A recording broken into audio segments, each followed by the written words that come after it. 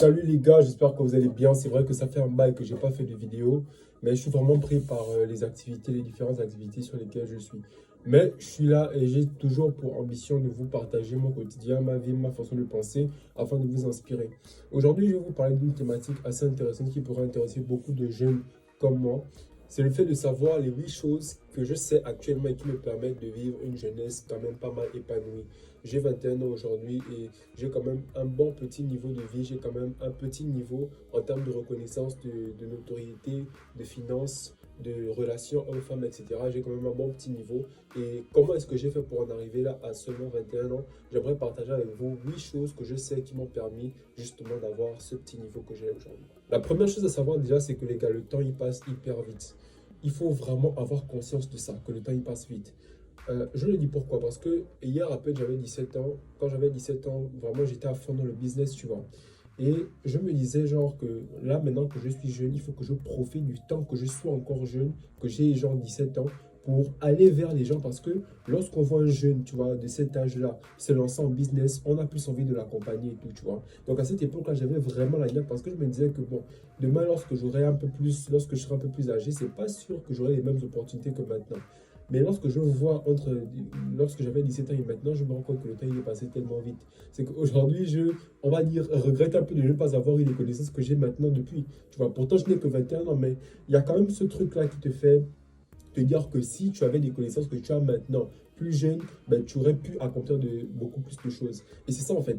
Lorsque tu es jeune, lorsque tu as un certain âge, il ne faut pas te dire que oui, comme je suis jeune, je peux me permettre de procrastiner. Non, ce n'est pas parce que tu es jeune que tu peux te permettre de procrastiner. Au contraire, lorsque tu es jeune, mets-toi dans le mindset que tu dois apprendre le maximum de choses. Parce que dis-toi que tout ce que tu ne vas pas vouloir apprendre maintenant, tu vas le regretter demain. Demain, tu te diras pourquoi tu ne l'as pas fait, tu vois. Moi, il y a des choses aujourd'hui que je regrette, mais il y a plus de choses dont je suis fier parce que j'ai osé faire ces choses-là. Tu vois, je peux être fier parce qu'il y a plus de choses que j'ai osé faire que de choses que je n'ai pas fait par procrastination. Ce qui fait qu'aujourd'hui, je me sens bien et j'ai pu atteindre un certain niveau à cause de ça, justement.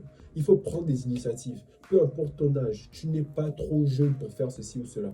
Lance-toi dès maintenant et tu verras que lorsque tu seras plus âgé, tu seras bien en fait. Tu ne vas rien regretter et le temps va passer et tu vas avancer au rythme du temps. C'est pas lorsque tu as par exemple 25 ans, tu vois que tes amis ont déjà des enfants, ont déjà une vie stable et toi tu es encore chez tes parents, tu te demandes ce qui s'est passé. En fait, c'est juste parce que tu n'as pas pris conscience du temps qui passait. Donc, prends conscience du fait que le temps passe vite. La deuxième chose, les gars, c'est de comprendre que les gens dans la vie sont de passage. Et je vais parler dans deux cas spécifiques. Dans le cas de la mort et dans le cas des relations que tu as eues et puis vous avez une rupture ou bien tu n'as plus envie de passer du temps avec certaines personnes. Eh bien, il faut savoir que dans la vie, chacun avance pour ses objectifs. Tu vois, lorsque tu as un certain âge, tu te rends compte que tu ne peux plus faire comme quand tu étais jeune où tu avais des amis juste pour jouer. Non. Lorsque tu as des amis à un certain âge, je ne vais pas dire un certain âge parce que même quand tu es jeune, tu dois prendre conscience de ça par rapport au point précédent. Mais lorsque tu as un certain âge et que tu aspires à certaines choses, tu es obligé de t'entourer de personnes qui ont la même vision que toi. Ce qui fait que tu avais des amis avant, mais tu vas devoir t'éloigner de certains amis parce qu'ils ne vont pas dans le sens de ta vision à toi, tu vois. Du coup, il faut vraiment prendre conscience du fait que le fait de s'entourer des bonnes personnes va beaucoup jouer sur ce que vous allez devenir. Comme on dit, montre-moi les 5 personnes avec qui tu traînes le plus et je te dirai ton futur. C'est justement ça en fait. Lorsque tu as un certain âge, tu dois prendre conscience que tu dois être égoïste et voir ton intérêt dans toutes tes relations que tu entretiens. Et c'est gagnant-gagnant en fait. Tu dois pouvoir apporter quelque chose aux gens que tu côtoies et les autres doivent pouvoir t'apporter quelque chose. Tu ne peux pas juste traîner avec les gens comme ça. Chacun avance pour ses intérêts dans la vie. La vie, c'est pas les bisounours. Il faut en prendre conscience dès maintenant. Les relations, elles vont venir, elles vont partir. Pourquoi? Simplement parce que chacun va avoir un intérêt à un moment donné dans ta vie et d'autre part. Voilà. Lorsqu'une relation termine, tu n'as pas à pleurer justement parce que simplement ta vie ne dépend pas de quelqu'un. Ta vie dépend que de toi-même. Tout ce qui se passe à l'intérieur de toi. Il y a un philosophe qui disait que, en fait, ce qui nous arrive, en fait, ce que l'on ressent, ce n'est pas le résultat de ce qui nous arrive, mais c'est le résultat de nos propres pensées. Tu vois, deux personnes peuvent vivre la même chose, mais interpréter et réagir de façon différente. Pourquoi? Parce que ces deux personnes ont une conception des choses différentes. Donc lorsque tu vis une rupture, essaie de voir le bon côté des choses. Lorsque tu vis une rupture, essaie de comprendre pourquoi cette rupture est arrivée et essaie d'apprendre de cette erreur-là. Tu vois? Bien évidemment, s'il y a une rupture et que tu sais que tu es dans le tort, n'hésite pas à aller vers la personne. Si tu vois que la personne t'apporte quelque chose, n'hésite pas à aller vers la personne pour réclamer un peu, pour t'excuser par exemple. Mais ne fais pas en sorte que les ruptures te figent en fait. Lorsqu'une rupture arrive, demande-toi si tu gagnais vraiment à travers cette relation-là. Si tu gagnais rien, c'est une bonne rupture en fait. Et lorsque quelqu'un meurt aussi, il faut que tu puisses apprendre à faire le deuil sans bloquer tes activités. Parce qu'il y a beaucoup de gens qui échouent en business à cause de ça. Comme leur parent est mort, ils arrêtent leurs activités. Mais non, quand quelqu'un meurt, c'est une étape de la vie. Tu dois prendre conscience du fait que la mort est une étape de la vie. Sur la terre, on est tous passagers. Demain, tu vas mourir. Tu ne veux pas que demain, lorsque tu seras sous pied sous terre, tes enfants arrêtent tout ce qu'ils font pour venir et puis, genre, ils perdent de l'argent parce qu'ils étaient à ton décès, par exemple, ou bien qu'ils t'ont pleuré des années. Tu vois un peu? C'est ça, en fait, l'idée. Il faut que tu puisses être euh, en accord avec toi-même, en accord avec qui tu es, en accord avec tes relations. Donc, c'est hyper important de comprendre que les relations sont éphémères. Les gens sont de passage dans nos vies. Quelqu'un passe, quelqu'un va t'apprendre une leçon, quelqu'un va te montrer ceci. Il faut juste tirer des leçons de tout ça et toujours s'assurer que quand quelqu'un est dans ta vie, cette personne t'apporte un plus. La troisième chose à comprendre, c'est le fait qu'il faut t'en foutre de la vie des gens. Il y a trop de personnes qui ne veulent pas faire des choses ou bien qui ont peur de faire des choses parce qu'ils se disent, mais si je fais ça, qu'est-ce que les gens vont dire? Moi, je vous dis, lorsque j'étais en seconde, je vendais des biscuits à l'école. Vous imaginez un peu que quand vous vendez des biscuits, vous devez aller de classe en classe vendre des biscuits. Genre, c'est un peu ridicule, tu vois, pour le grand public. Moi, je m'en foutais totalement parce que moi, je me disais que j'ai un objectif. J'ai envie de vendre mes biscuits parce que j'ai envie d'avoir telle somme pour acheter mes jeux. Je m'en foutais totalement de ce que les gens allaient penser, tu vois. Pourquoi? Parce que j'avais un objectif. Pourquoi? Parce que j'avais confiance en moi et je savais ce que je voulais. Lorsque parfois tu prends trop en compte la vie des gens, c'est parce que parfois tu n'as pas assez confiance en toi. En fait, il faut que tu puisses avoir confiance en toi et que tu arrêtes de prendre en compte la vie des gens. Les gens, en fait, qui se moquent pour la plupart du temps, eux-mêmes, ils foutent rien, en fait. Les gens passent leur temps à se moquer des gens alors qu'ils ne sont même pas capables, eux, de faire ce que ces gens-là font. Tu vas voir, par exemple, sur Internet, une personne faire une faute de grammaire, par exemple, lorsqu'elle parlait. Mais les mêmes personnes qui se moquent sont des personnes qui font des fautes au quotidien, en fait, tu vois. Donc, tu n'as pas à t'inquiéter de la vie des gens, en fait. Les gens ne vont jamais te tuer parce qu'ils ont ri de toi ou je sais pas trop. Fais les choses pour toi-même, tu vois. Arrête de prendre en compte la vie des gens, sinon ça va trop te ralentir. Moi, je vous assure que le fait de ne jamais prendre la vie des gens a fait en sorte que je puisse foncer. Je vous ai dit que les gars, il faut être un fonceur dans la vie, tu vois. Mieux tu échoues vite, tu vois. Mieux tu essaies quelque chose et tu échoues vite. Au moins tu gagnes en temps. Au lieu de procrastiner, moi, mais si je fais ça, les gens, tu perds du temps. Tu perds du temps. Je vous ai dit dans la phase 1 que le temps passe vite. Le temps, c'est de l'argent. Donc arrêtez de prendre en compte la vie des gens et foncez, les gars. Foncez. Foncez. Ce que les gens disent, vous en foutez totalement. Oui. Mais j'aimerais préciser que ça ne signifie pas qu'il ne faut pas prendre en compte la vie des gens. Il faut s'en foutre de la vie des gens, mais il faut prendre en compte la vie des gens. Je parlais des avis constructifs parce que parfois les gens peuvent faire des remarques ou bien les gens peuvent se moquer de vous pour des raisons précises que si vous les analysez, vous pouvez tirer parti de ça et vous améliorer. Est-ce que vous voyez? Donc il ne faut pas juste s'en foutre, tu vois. Il faut écouter parce que la critique est constructive. Peu importe la critique, qu'elle soit négative, qu'elle soit dite bizarrement, etc. Prenez tout ça et utilisez ça à votre avantage. Ok? On se passe justement à la quatrième chose. La quatrième chose, justement, c'est le développement personnel, les gars. Le développement personnel, je vous ai dit que c'est ça qui m'a ouvert les chakras, en fait. Ça m'a ouvert les chakras. Parce que à l'époque, je me suis lancé dans le marketing de réseau, tu vois. Et c'est dans le marketing de réseau que bon, les séminaires qu'on faisait et tout, ils faisaient passer beaucoup de vidéos de développement personnel. On nous a fait lire des livres un peu comme ceux de Napoléon Hill, Réfléchissez, devenir riche, le pouvoir de voir grand, Père riche, Père pauvre. Et tout ça m'a fait découvrir le monde du développement personnel. Pendant le coronavirus, j'ai découvert la chaîne Sony Cours et H5 Motivation. Ces chaînes m'ont fait découvrir le développement personnel et c'est là que j'ai vu, waouh! Le développement personnel en fait te permet justement de voir que ben, tu as un potentiel en fait que tu peux exploiter et que tu as différents choses dans ta vie qui peuvent te permettre justement, si tu les améliores au quotidien, de t'améliorer en tant que personne, tu vois. Par exemple, le physique, faire du sport, les gars. Se développer personnellement, c'est vraiment faire du sport parce qu'il ne suffit pas juste d'avoir de l'argent, il faut pouvoir avoir de l'argent, mais être en santé pour profiter de cet argent-là, ok? Donc, il faut faire du sport, par exemple. Ça, c'est du développement personnel. Essayer de chercher des sources de revenus, diversifier ces sources de revenus. Tu te développes financièrement également. Développer ton mindset. En fait, il faut tout le temps te cultiver. Il faut que tu aies envie d'en apprendre plus au fur et à mesure. Plus tu te cultives, plus tu en sais, plus tu en sais, plus tu gagnes d'argent. Plus tu en sais, plus tu améliores tes relations. Parce que ce qui nous arrive dans notre vie est directement en relation avec ce que l'on sait, notre niveau de connaissance. Au début, je voulais appeler la chaîne Mindset is the key. le mindset est la clé. C'est justement à cause du développement personnel parce que ça te permet de comprendre que tout se passe ici en fait. Si tu arrives à développer ton mind, en fait, rien ne peut t'arrêter dans la vie en fait. Rien ne peut t'arrêter, je vous assure. En fait, oh non les gars, franchement, le développement personnel c'est quelque chose de magique. Faites du développement personnel. C'est une étape en fait de la vie. C'est une étape de l'évolution de chaque personne. Moi je pense que tu ne peux pas réussir en fait sans faire du développement personnel parce que ça te permet d'avoir un certain mindset qui te permet après de pouvoir mieux avancer dans les différentes phases. Surtout si vous voulez être entrepreneur. Je ne dis pas que tout le monde doit être entrepreneur, mais pour les entrepreneurs c'est vraiment avantageux et même pour les gens qui ont une vie normale, avoir du développement personnel va vous aider sur beaucoup d'aspects. Beaucoup d'aspects. De toute façon, si tu ne te développes pas personnellement, le temps passe. Et quand le temps passe, si toi tu n'as pas avancé, tu recules en fait. Parce que le temps avance. Imagine un peu, toi tu es là, le temps lui il avance. Mais si toi tu restes sur place, ben, tu recules en fait par rapport au temps, tu vois. Et c'est ça en fait le truc. Si tu te développes pas personnellement, tu vas reculer, tu vas régresser. Parce que le monde il évolue rapidement. Donc développe-toi personnellement parce que c'est quelque chose qui va te permettre justement, étant jeune surtout, de pouvoir vivre ta best life. Le cinquième point justement, c'est l'importance de l'échec. À l'école, on nous a tout le temps habitués à nous dire que lorsqu'on a une mauvaise note, allez, c'est que c'est mort, on a tout échoué, on n'est rien, on n'est pas bon, etc. Mais c'est faux en fait. Dans la vie, c'est l'inverse. En fait, l'échec est indispensable pour évoluer, tu vois. Lorsque tu fais quelque chose et que c'est trop facile pour toi de réussir, pose-toi des questions quand même. Parce que c'est justement lorsqu'il y a de l'échec que tu peux apprendre de l'échec et évoluer. Apprendre de l'échec et évoluer, c'est ce qui te permet d'avoir une réelle connaissance et compréhension des choses. Je vais vous prendre un exemple simple. Il y a une grosse différence entre une personne qui est née dans l'opulence, qui est née dans la richesse, et une personne qui se construit, qui construit sa richesse. Celui qui est né dans l'opulence, le jour où on va le mettre dans la dure, il est foutu en fait, parce qu'il n'a jamais connu ça.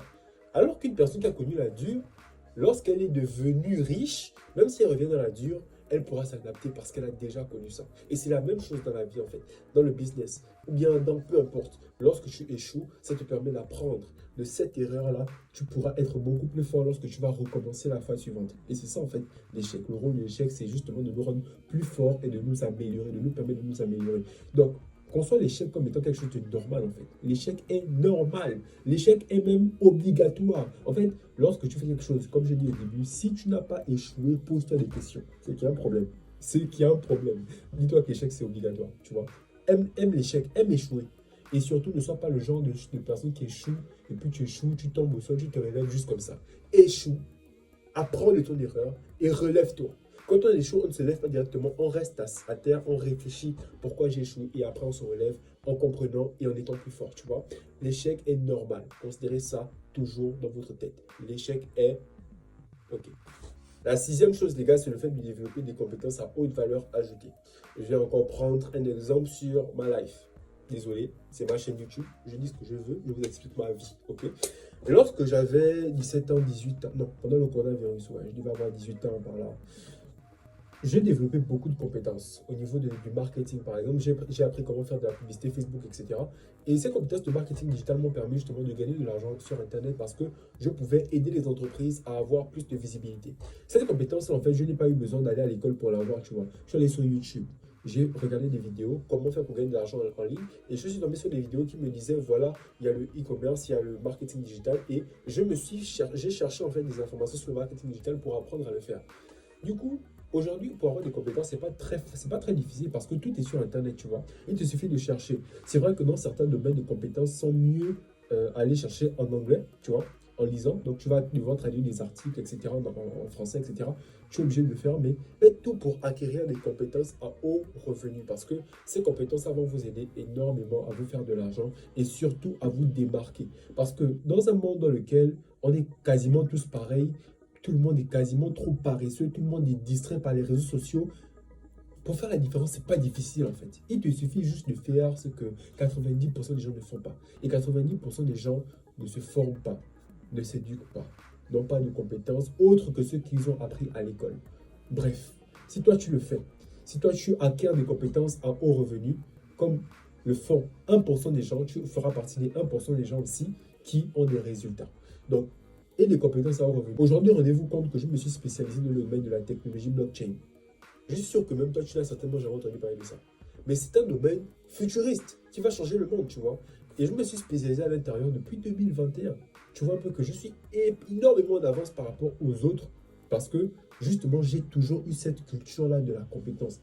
J'ai tellement de compétences. C'est juste que j'ai décidé de me spécialiser dans la blockchain parce que c'est le domaine. Tu ne peux pas avoir également 1000 compétences, tu vois. Tu dois avoir des compétences, etc. Ok, mais il faut que tu trouves un domaine dans lequel être un expert. Parce que si tu as beaucoup de compétences, tu ne pourras pas être un expert et tu auras du mal, en fait, à te démarquer vraiment. Pour te démarquer, il faut que tu aies un domaine dans lequel tu es incollable, intouchable, dans lequel pour te remplacer, c'est hyper compliqué. Voilà pourquoi tu dois savoir te spécialiser, trouver ce qui est en compatibilité avec toi et ta personnalité. Et c'est là que tu peux vraiment avoir de l'impact dans un premier temps et te démarquer, tu vois. Donc, du coup, le fait d'avoir des compétences à haut revenu, c'est quelque chose qui va te permettre justement de pouvoir faire la différence dans n'importe quel domaine. Donc, et des compétences. Forme-toi, tout est sur Internet. Pas d'excuses, s'il vous plaît, les gars. Pas d'excuses. Passez à l'action. La septième chose à comprendre, en fait, les gars, quand on est jeune, c'est les relations hommes-femmes. Il faut comprendre ça. Voilà. Comment le game fonctionne. Il y a beaucoup de chaînes qui parlent de ça, hein. Alexis Chains, No Limit, Vusnivi, etc. Ils parlent de ça, Kylian Sensei. Il faut comprendre la psychologie féminine. Il faut comprendre les relations hommes-femmes. Parce qu'en fait, en réalité, la drague, la séduction, c'est exactement comme le business. Si tu sais séduire une femme, tu sauras séduire un client ou un investisseur. Tu vois? Lorsque tu comprends les relations hommes-femmes, tu comprends également que les femmes ont une certaine façon de concevoir les choses et donc tu vas être moins frustré de certains comportements des femmes, tu vois. Il y a l'hypergamie qu'il faut comprendre chez les femmes. C'est que les femmes vont toujours vouloir un homme au-dessus d'elles.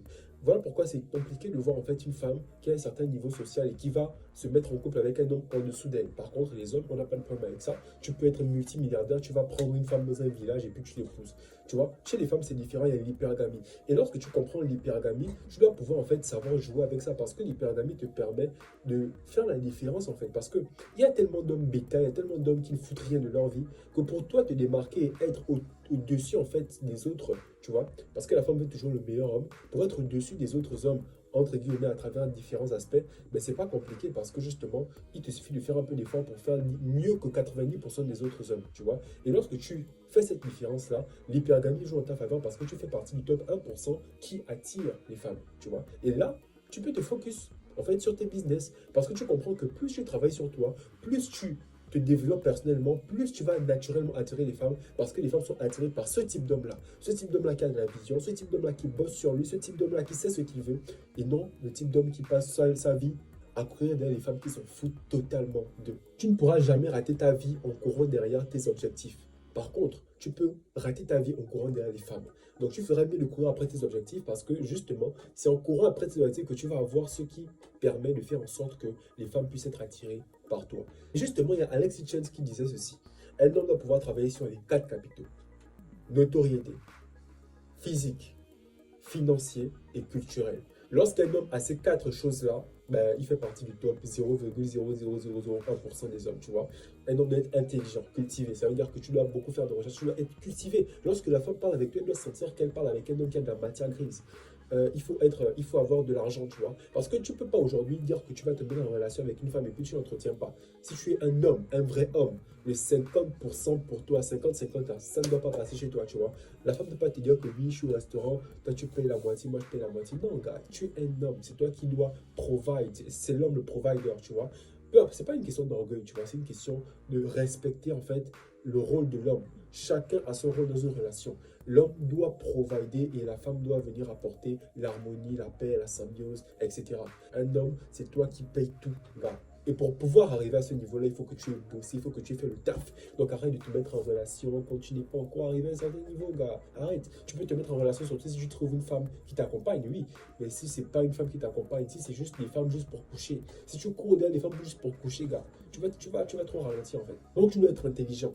Tu dois avoir de l'argent. Obligé, gars. Obligé si tu veux avoir de l'impact. Tu dois être physiquement attirant. Il faut bosser sur toi, aller à la salle. C'est vrai que je ne suis pas encore hyper costaud, tu vois, mais je fais du sport tous les jours. C'est beaucoup de discipline. Le sport te permet d'être en santé. Ça ne sert à rien que tu aies de l'argent, tu vois, et puis tu es allongé sur le lit d'hôpital, tu vois. Fais du sport. Fais du sport. Arrête de manger n'importe quoi. Parce que ce que tu manges te représente directement. Si tu manges de la merde, tu vas ressembler à de la merde. Donc, mange correctement, s'il te plaît. Prends soin de toi. Bois de l'eau, arrête de boire les jus gazeux, les jus n'importe comment. Arrête de boire la bière. Arrête d'avoir le gros ventre. Tu penses qu'une femme, franchement, va être excitée par toi si tu as un gros ventre? Non. Aie des abdos, travaille sur toi. Sois frais, en fait, pour que les femmes soient attirées. Le physique attire. Le physique, c'est quelque chose qui est hyper important. Arrêtez de vouloir jouer, ah oui, c'est la beauté intérieure. Non, les gars, arrêtez. Pourquoi est-ce que le coup de foudre, c'est jamais entre deux villes? Le coup de foudre, c'est toujours entre deux belles personnes. Pourquoi? Parce que le physique attire. Le physique, ça compte. OK? Et la notoriété. Pourquoi est-ce qu'un homme comme Neymar a autant de fanbase féminine? C'est parce qu'il est connu. Pourtant, il y a des gars qui sont beaucoup plus beaux que Neymar, tu vois, mais qui sont pas autant, qui n'attirent pas autant les femmes. C'est parce qu'il y a cette notion de notoriété. Lorsque tu as de la notoriété, les femmes, elles sont hyper attirées par ça parce que, en fait, elles sont le trophée que tout le monde veut avoir, en fait. La femme, elle veut se sentir privilégiée, elle veut se sentir que l'homme avec qui elle est, c'est un homme que toutes les femmes veulent. En réalité, c'est ce que les femmes aiment. Elles aiment lorsqu'elles sont avec un homme et puis les autres femmes l'envient. Les femmes aiment ça, en fait. Elles aiment ça. Et il faut comprendre la psychologie féminine, en fait. Donc, il faut vraiment que tu puisses prendre conscience de ça pour ne pas t'envoyer quand tu es jeune. Parce que lorsqu'on est jeune, on aura tout le temps, en fait, de s'amuser avec les femmes lorsqu'on aura de l'argent et autres. Et le but, je précise, ce n'est pas que lorsque tu as de l'argent, tu sortes avec toutes les femmes que tu veux. Non, un vrai homme doit savoir se caser avec une femme, tu vois. Tu peux t'amuser quand tu es jeune, de temps en temps, tu vois, mais quand tu as de l'argent, lorsque tu veux atteindre certains types d'objectifs, tu dois savoir te caser, tu dois savoir contrôler tes pulsions, tu dois savoir être un homme qui a la tête sur les épaules. Ça dépend des résultats que tu as. Si tu veux juste être quelqu'un de langage, ok. Mais si tu veux être un homme qui a un certain niveau de résultat, il faut que tu puisses avoir le contrôle sur toi, savoir rester avec une meuf. Quand tu es avec elle, il n'y a pas d'autre meuf en fait. C'est obligé en fait. C'est obligé. Si tu penses que être un vrai homme, c'est sortir avec 1000 meufs, t'es un bêta, gars, t'es un bêta. Et enfin, la huitième chose, les gars, c'est qu'il faut que vous vous acceptiez comme vous êtes. Peu importe si tu es gros, court, je sais pas trop quoi. Je vais t'expliquer un truc. En réalité, les gens nous perçoivent comme on se perçoit. Ça veut dire que si par exemple le fait d'être court, c'est quelque chose que toi tu perçois mal, les gens vont automatiquement refléter et répercuter ça sur toi. Ça veut dire quoi? Que lorsque tu t'assumes réellement et que tu as confiance en qui tu es en toi, peu importe tes défauts ou tes qualités, gars, les gens vont être obligés de s'aligner à la base. Non, toi, tu te perçois.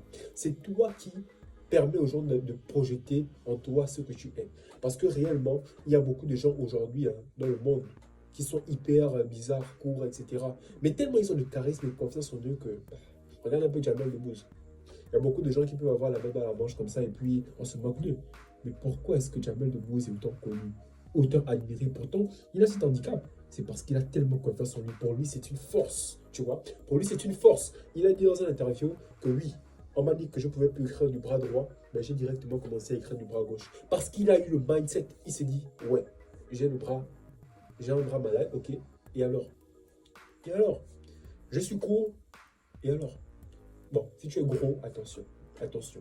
Là, tu as du contrôle dessus. Si tu es gros, tu peux aller à la salle tranquillement et avoir un corps normal. Je ne dis pas ici que si tu as des acnés ou bien si tu es gros, quand tu as du contrôle sur la raison pour laquelle les gens se moquent de toi, tu peux travailler dessus pour t'améliorer. Mais lorsque c'est quelque chose sur lequel tu n'as pas de contrôle, tu as un petit zizi par exemple, tu es court, je ne sais pas trop quoi, et confiance en toi. Parce que c'est quelque chose que tu ne peux pas changer. Tu es obligé de t'assumer comme tu es parce que justement, ça peut être une force pour toi.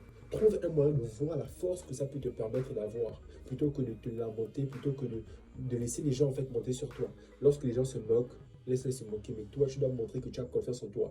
Quand quelqu'un te dit, oh, mais tu es court, je suis court, et alors, j'ai confiance en moi, je sais ce que je veux, je sais qui je suis, tu vois. Et surtout, si tu appliques les différentes choses que je t'ai dit précédemment là, ta confiance va te décupler en fait, tu vois.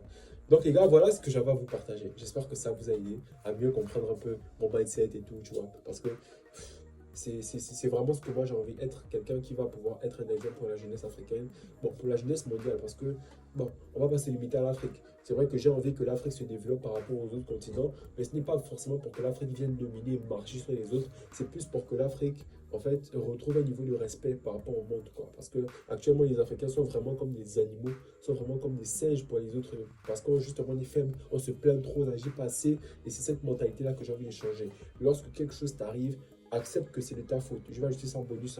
Accepte que c'est de ta faute. Tout ce qui t'arrive, c'est de ta faute. N'écoute pas les proverbes africains qui disent que oui, on t'a dans 5-15 ou bien c'est la faute de ton grand-père ou je sais pas. Tout ça, c'est de la merde, tu vois. Reste concentré sur le fait que tout ce qui t'arrive, c'est de ta faute. Et tu verras que tu vas t'améliorer encore beaucoup plus par rapport à ceux qui vont continuer de rejeter la faute sur les autres. De penser que les autres, ben, c'est eux qui sont à la cause, sont la source de leurs défauts, de leurs pertes, de leurs échecs, etc. Restez focus sur vous-même, les gars. Merci beaucoup d'avoir suivi la vidéo. J'espère que vous aura aidé à avoir un tout autre mindset. Et moi, en fait, ça me fait vraiment plaisir de pouvoir partager les réseaux sociaux, c'est trop magnifique. Tu peux partager ce que tu sais, genre à des milliers de personnes. Ça veut dire que là, même lorsque j'aurai genre 30 ans, 40 ans, 50 ans, je pourrais regarder cette vidéo et être fier de comment je pensais. Je pourrais avoir mes enfants qui vont regarder cette vidéo et s'inspirer de leur père. Même si genre, je meurs demain, je suis sûr que ma pensée reste en fait à jamais gravée dans les mémoires des gens. Et c'est magnifique, les gars.